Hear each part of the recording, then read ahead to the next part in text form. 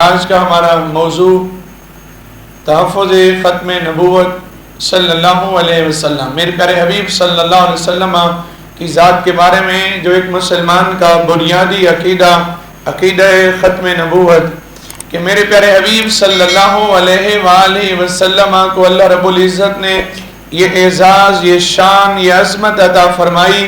حضرت سیدنا آدم علیہ نبینا علیہ السلام سے یہ نبوت اور رسالت کا سلسلہ چلا۔ اللہ کے نبی علیہ السلام پہ اللہ نے اس سلسلے کو بند فرما دیا، اور اللہ رب العزت نے انبیاء علیہ السلام بھیجے 1,24,000 پیغمبر، جس میں 313 رسول آئے۔ ان تمام رسولوں اور نبیوں میں اللہ رب العزت میں سب سے افضل بھی ہمارے نبی کو بنایا اور سب سے آخر میں بھی ہمارے نبی کو بھیجا۔ ہر ایک مسلمان کا یہ عقیدہ اور نظریہ ہونا چاہیے کہ اب اللہ کے نبی علیہ السلام کی ذات کے بعد دنیا ادھر سے ادھر ہو سکتی ہے، کوئی نبی نہیں آ سکتا۔ ختم نبوت کا مطلب یہ ہے کہ اللہ رب العزت نے نبی اکرم صلی اللہ علیہ وسلم کو نبی اور رسول بنایا، اور پھر مہر لگا دی کہ آپ کے بعد کوئی دوسرا نبی نہیں آئے گا۔ یہی آیت قرآن مجید کی اللہ فرماتا ہے ما کان محمد ابا احد من رجالکم، اے لوگو محمد صلی اللہ علیہ وسلم تو مردوں میں سے کسی کے باپ نہیں ہے، ولیکن رسول اللہ، لیکن یہ اللہ کے رسول ہیں، وخاتم النبیین، اور یہ رسول بھی ایسے ہیں جو خاتم النبیین ہیں۔ خاتم النبیین کا اگر سادہ آپ ترجمہ سمجھنا چاہیں تو مطلب یہ ہے کہ اللہ رب العزت نے نبوت کے سلسلے پہ مہر لگا دی کہ پیارے حبیب صلی اللہ علیہ وسلم میں نے آپ کو نبی اور رسول بنا کے بھیج دیا، اب قیامت تک سارے زمانے بھی آپ کے اور ساری نبوت بھی آپ کی رہے گی۔ یہ ہے ختم نبوت کا معنی۔ اور چونکہ یہ ستمبر کا مہینہ ہے اور آج سے چند سال پہلے 7 ستمبر 1974 کو ایک عظیم الشان دن تھا، جس دن میں جو لوگ میرے پیارے حبیب صلی اللہ علیہ وسلم کی اس ختم نبوت والے اس عقیدے پہ ڈاکہ ڈالنے کی کوشش کی، ناکام کوششیں سائسے کی، میری مراد مرزا لعین قادیانی دجال کذاب، اس کو اور اس کے ماننے والوں کو پاکستانی آئین کے مطابق انہیں اقلیت قرار دے دیا گیا۔ مسلمان تو پہلے ہی مانتے تھے یقیناً اللہ کے نبی علیہ السلام کے رسالے بکمال سے لے کر یا اللہ کے نبی علیہ السلام کی زہر زندگی سے لے کر آج تک جب بھی کسی نے کہا کہ میں نبی ہوں، جھوٹا نبی ہونے کا دعویٰ کیا، رسول اللہ صلی اللہ علیہ وسلم کے غلاموں نے اسے برداشت نہیں کیا۔ لیکن ہم سب کے لیے خوشخبری کا دن یہی تھا کہ ایک آئین و قانون کے مطابق بھی انہیں اقلیت اور کافر قرار دے دیا گیا کہ آج کے بعد جو میرے پیارے حبیب صلی اللہ علیہ وسلم کو آخری نبی نہیں مانے گا، شرعاً تو وہ کافر ہے ہی ہے، وہ قانوناً بھی کافر ہے۔ اس حوالے سے آج کے اس جمعۃ المبارک پہ اس عنوان کا انتخاب کیا گیا۔ سب سے پہلے تو یہ ذہن میں رکھیے اور ہر مسلمان کا عقیدہ اور نظریہ ہونا چاہیے، اللہ کے سارے نبی عظمت والے ہیں۔ سب بولیے اللہ کے سارے نبی۔ ہم اللہ رب العزت کے سارے رسولوں کا بھی احترام کرتے ہیں اور سارے نبیوں کا بھی احترام کرتے ہیں۔ ہم اپنے بچوں کو پہلا سبق یہی پڑھاتے ہیں آمنت باللہ و ملائکتہ و کتبہ و رسلہ، کہ بچے تیرا یہ ایمان ہونا چاہیے کہ میں اللہ پہ بھی ایمان لاتا ہوں، اللہ نے جتنی کتابیں بھیجی میں ان کو سچا مانتا ہوں، اللہ کے جتنے فرشتے ہیں ہم ان کو حق مانتے ہیں، اللہ نے جو رسول میں بھیجے ہیں ہم رسولوں کو سچا تسلیم کرتے ہیں۔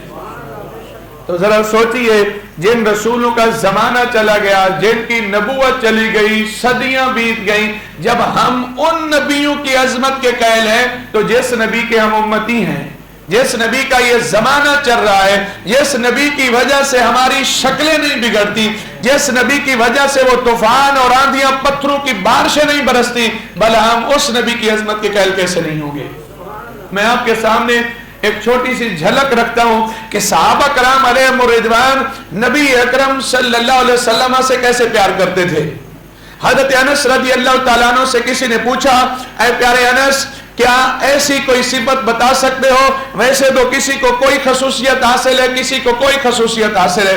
مثلا حضرت ابوبکر صدیق رضی اللہ تعالیٰ عنہ کو ایک الگ شان حاصل ہے کہ اللہ کے نبی علیہ السلام نے انہیں اپنے مصلی امامت پہ کھڑا کیا. حضرت عمر فاروق کے بارے میں حضور نے فرمایا اگر میرے بعد کوئی نبی ہوتا تو عمر ہوتے. حضرت عثمان غنی کے بارے میں فرمایا کہ 2 بیٹیاں دی اور فرمایا اگر میری 40 یا 100 بیٹیاں ہوتی مجھے موقع ملتا میں یک کے بعد دیگرے سب کا نکاح عثمان غنی سے کرتا.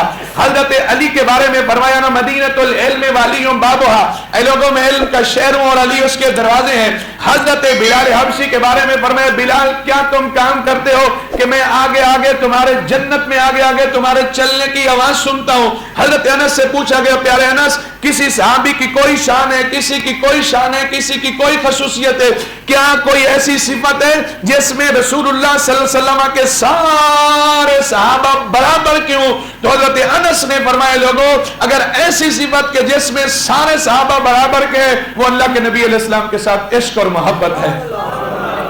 اس صفت میں سارے صحابہ برابر کے ہیں. تو دیکھیے پھر جو صحابہ حضور سے اتنا پیار کرتے، عبداللہ بن مسعود رضی اللہ تعالیٰ عنہ بھی مسلمان نہیں ہوئے تھے.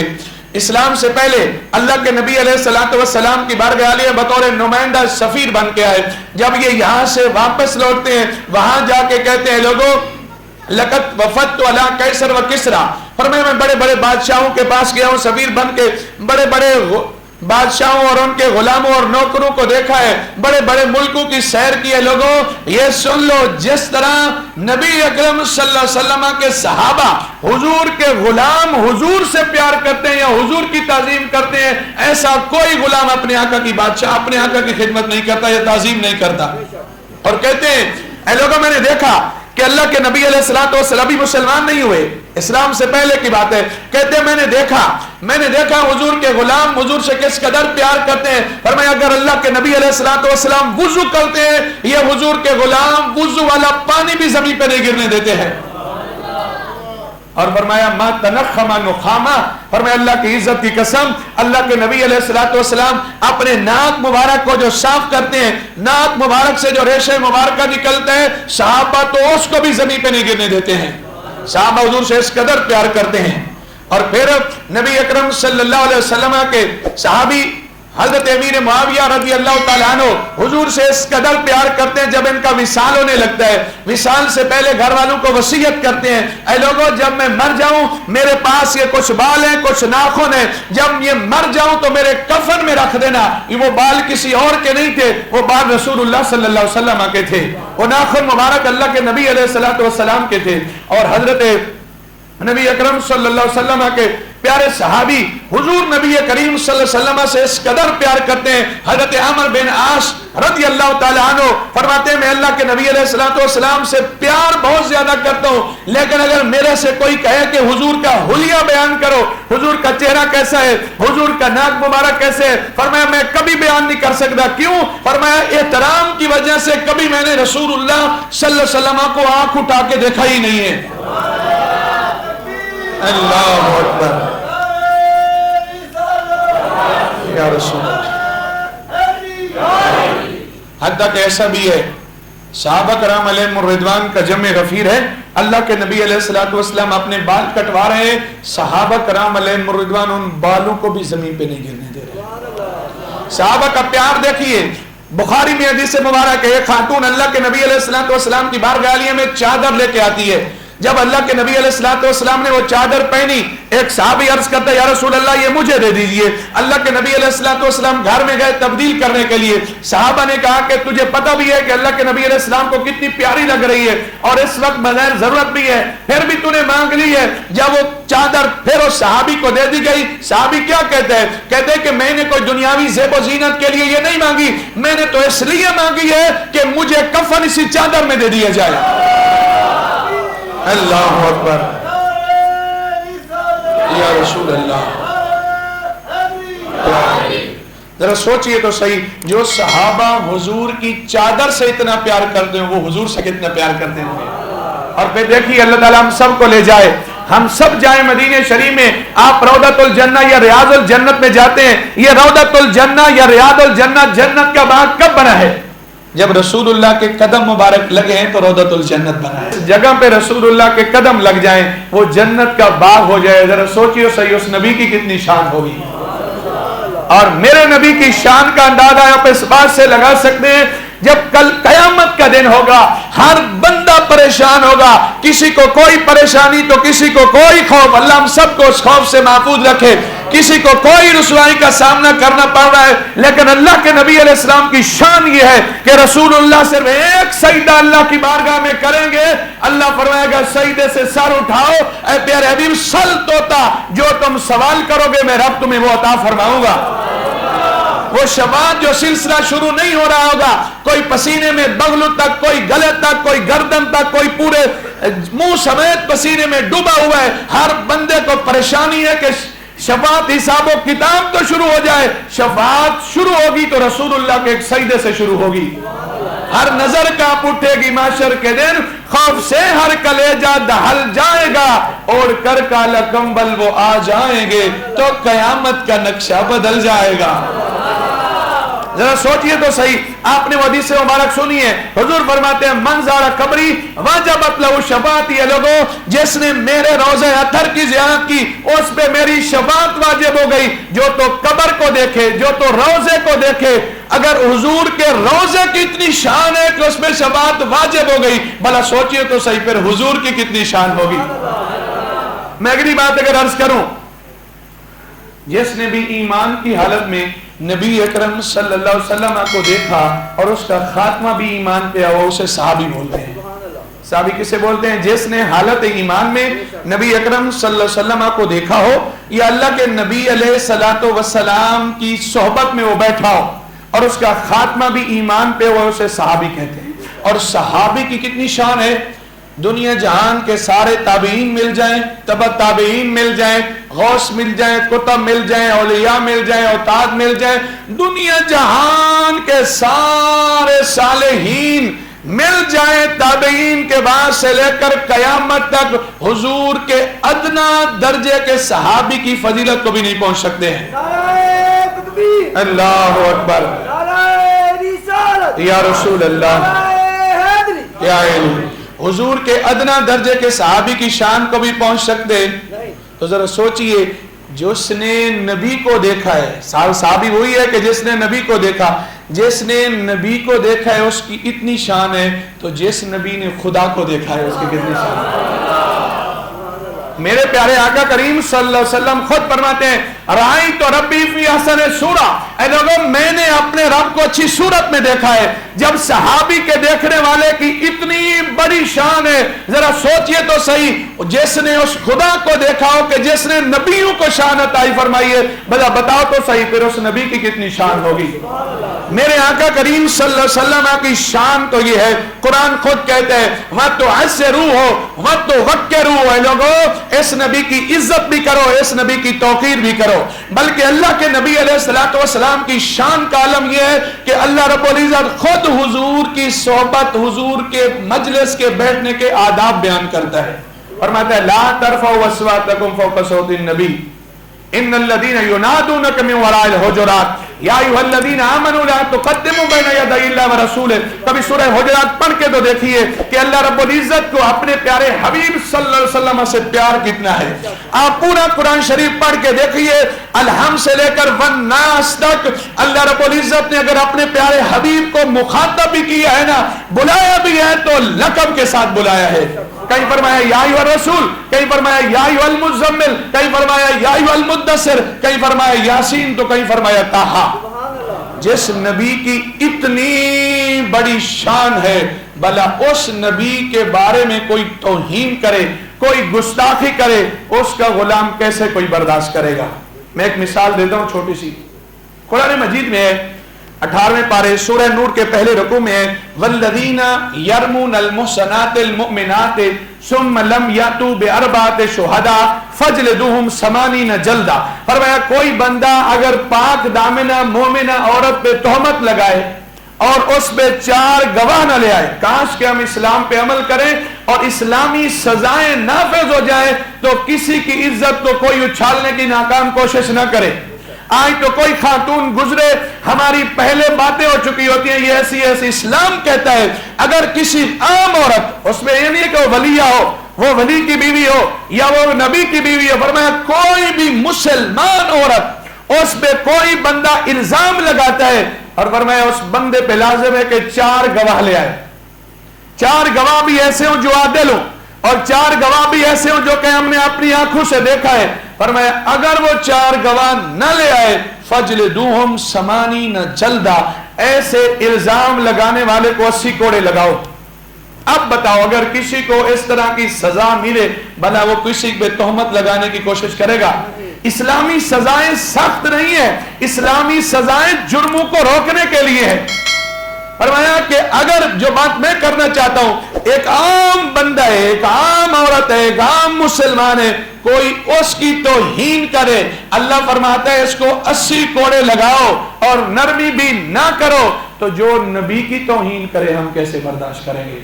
اور نبی بھی ایسا ہو جو نبیوں کا سردار ہو، نبی بھی ایسا ہو کہ جس کی شفاعت کی وجہ سے قیامت کے دن ہر ایک کی بگڑی بنے گی، نبی بھی ایسا ہو کہ جس کی وجہ سے اللہ نے پوری مخلوق کو بنایا ہو، نبی بھی ایسا ہو جس کی وجہ سے اللہ رب العزت نے پوری مخلوق کو سجایا ہو. بھلا اس نبی کی توہین کو کیسے برداشت کرے گا؟ فَقْتُلُوهُ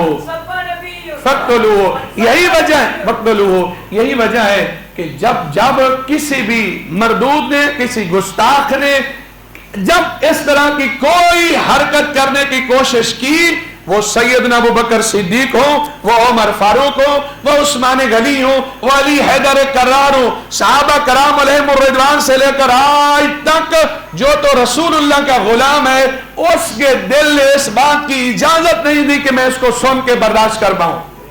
ایسے ہی مرزا قادیانی لعین خبیث دجال کذاب نے جب انگریزوں کی سازش کی وجہ سے اس طرح کی ناکام کوشش کی، تو پھر رسول اللہ کے غلاموں نے اتنے تک صبر نہیں کیا جب تک کہ انہیں کافر قرار نہیں دلوایا گیا. اگر آپ دیکھتے ہیں تاریخ اٹھا کے دیکھیے، اس میں آپ کو اگلی صفوں میں نظر آئیں گے تو امام احمد رضا خان علیہ رحمت الرحمن نظر آئیں گے. آپ کہیں گے شاید ایسی جذباتی بات کر رہے ہیں. ابھی آپ اٹھا کے دیکھ لیجئے اعلی حضرت عظیم المرتبت کا فتاوی رضویہ شریف 30 جلدوں میں موجود ہے اور میرے پاس موجود ہے. آپ اس کو اٹھا کے دیکھیے کہ اعلی حضرت نے رد قادیانیت کے نام سے کتنے فتاوے لکھے ہیں اور کتنے رسالے لکھے ہیں. آپ کو ان پہلی صفوں میں نظر آئیں گے تو مولانا عبدالستار خان نیازی علیہ رحمہ نظر آئیں گے. آپ کو ان صفوں میں پہلی صف میں نظر آئیں گے الشاہ امام احمد نورانی صدیقی علیہ رحمہ نظر آئیں گے. آپ کو ان صفوں میں نظر آئیں گے اور پہلی صفوں میں نظر آئیں گے تو گولڈے کے تاجدار پیر سید مہر علی شاہ علیہ رحمہ نظر آئیں گے. الحمدللہ اہل سنت و جماعت کو یہ اعزاز حاصل ہے کہ اگر اسلام کے حوالے سے کوئی بات ہوتی ہے یا رسول اللہ کی عزت اور ناموس کے حوالے سے بات ہوتی ہے، یہ ساری چیزوں پہ کمپرومائز کر سکتے ہیں. حضور کی عزت پہ کوئی کسی قسم کے کمپرومائز نہیں کر سکتے ہیں. یہی وجہ ہے. آپ پڑھ کے دیکھیے جب مرزا قادیانی دجال کذاب، میں ابھی جال کے آگے بتاؤں گا، جو آج بڑے ہم نرم گوشہ رکھتے ہیں فلائیں یہ تو انسان ہے، ذرا کبھی آپ نے پڑھا ان کے بارے میں کہ ان کا ہمارے بارے میں عقیدہ کیا ہے، ہمارے بارے میں ان کے نظریات کیا ہیں؟ میرے عزیز صحابہ کرام علیہم الرضوان کے اگر آپ حالات دیکھتے ہیں، انہیں رشتہ داری کا خیال نہیں کیا، انہیں برادری کا خیال نہیں کیا. آپ غزوہ بدر کو دیکھ لیجئے، حضرت عمر پاک رضی اللہ تعالیٰ عنہ نے اپنے ماموں کو ہی اپنے ہاتھوں سے ہی قتل کیا ہے.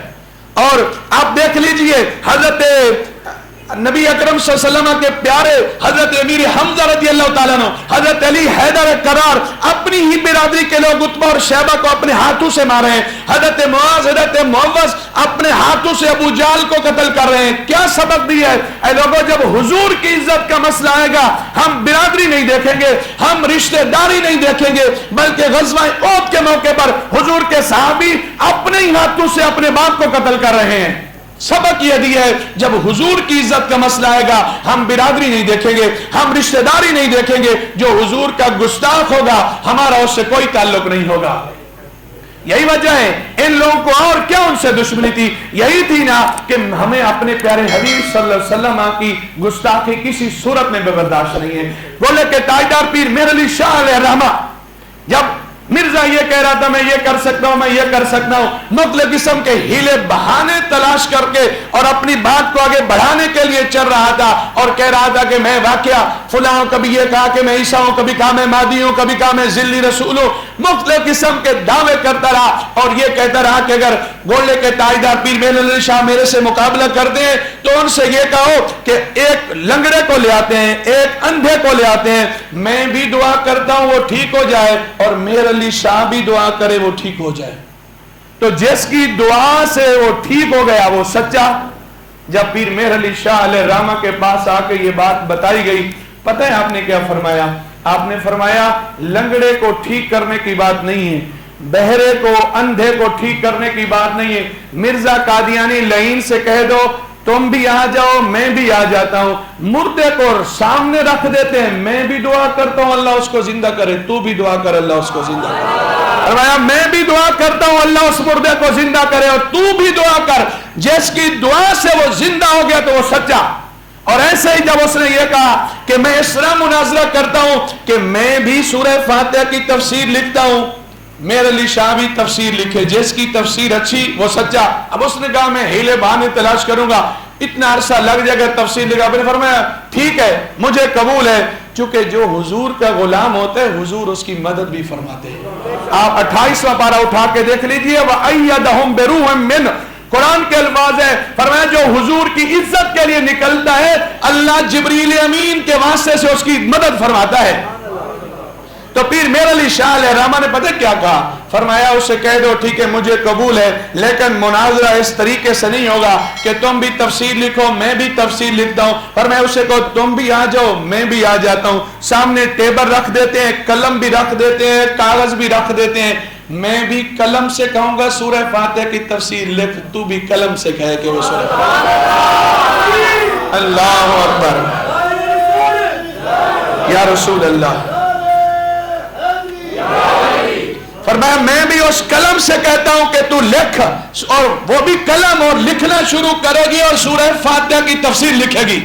جب تو بھاگ گیا، زیادہ جھوٹے نے کب آنا، تو آپ سے آپ کے مریدوں نے پوچھا حضور آپ نے اتنا بڑا دعویٰ فرما دیا۔ فرمایا میں نے دعویٰ خود نہیں کیا، میرے سے دعویٰ کہلوایا گیا ہے۔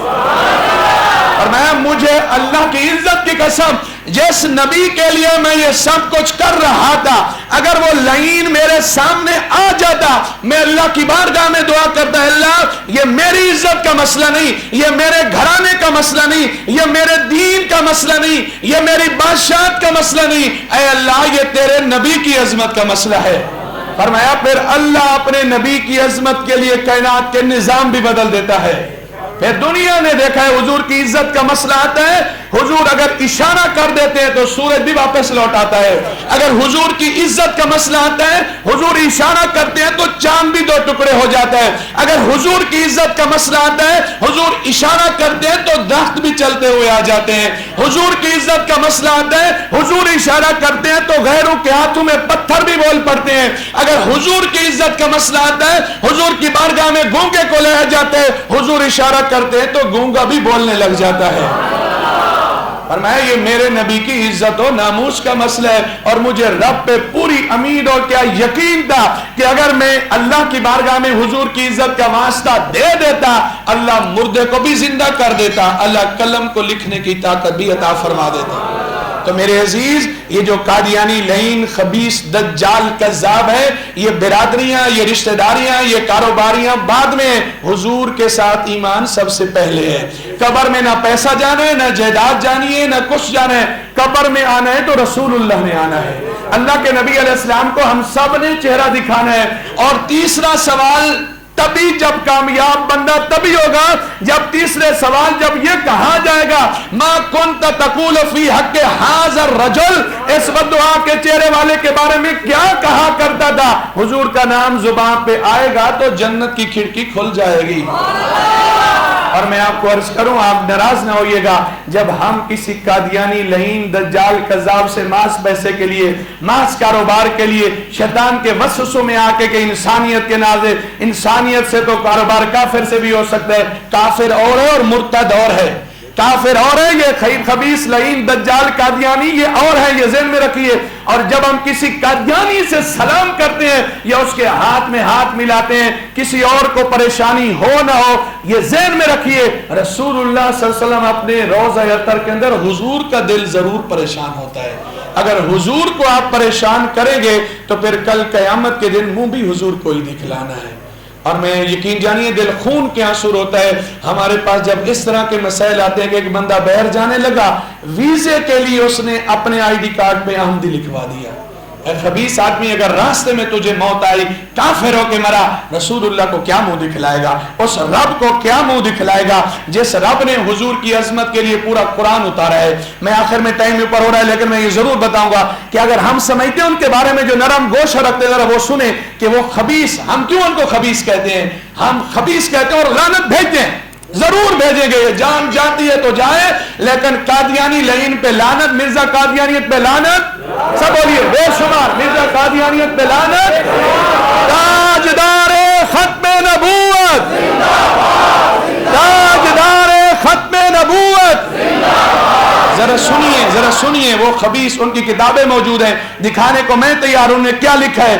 وہ کہتے ہیں، مرزا قادیانی کہتا ہے میں نے خواب میں دیکھا میں خدا ہوں، تو بس میں نے کہا میں خدا ہوں، یعنی خدا کے توہین تک بھی چلے گئے۔ اور پھر میں ایک بتانا چاہ رہا ہوں، اور اس نے کہا سچا خدا وہ ہے، مرزا قادیان لکھا سچا خدا وہ ہے جس نے قادیان میں اپنا رسول بھیجا ہے۔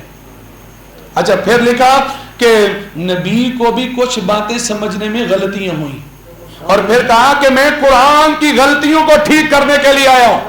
اور اگلی بات سنیے، پھر کہنے لگا کہ یورپ میں جو لوگ شراب زیادہ پیتے ہیں کہتے ہیں عیسیٰ علیہ السلام کی وجہ سے ایسا کرتے ہیں، معاذ اللہ کہ عیسیٰ علیہ السلام شراب پیتے تھے، اس طرح کے جملے بولتے ہیں۔ اور اگلی بات سنیے، کہتے ہیں جو لوگ جن کو لوگ ابو بکر و عمر کہتے ہیں، فرمایا وہ تو میرے جوتوں کے تسمے ٹھیک کرنے کے لائق بھی نہیں ہے۔ اب مجھے بتائیے کوئی مرزا قادیانی کے بارے میں نرم گوشہ رکھے گا؟ ہمارے باپ کے بارے میں کوئی ایسا جملہ بولے ہم ساری زندگی اس سے سلام نہیں لیتے۔ انہوں نے تو صحابہ کو نہیں چھوڑا، نبیوں کو نہیں چھوڑا، خود خدا کو نہیں چھوڑا۔ تو بولیے مرزا قادیانیت پہ لعنت، مرزا قادیانیت پہ لعنت۔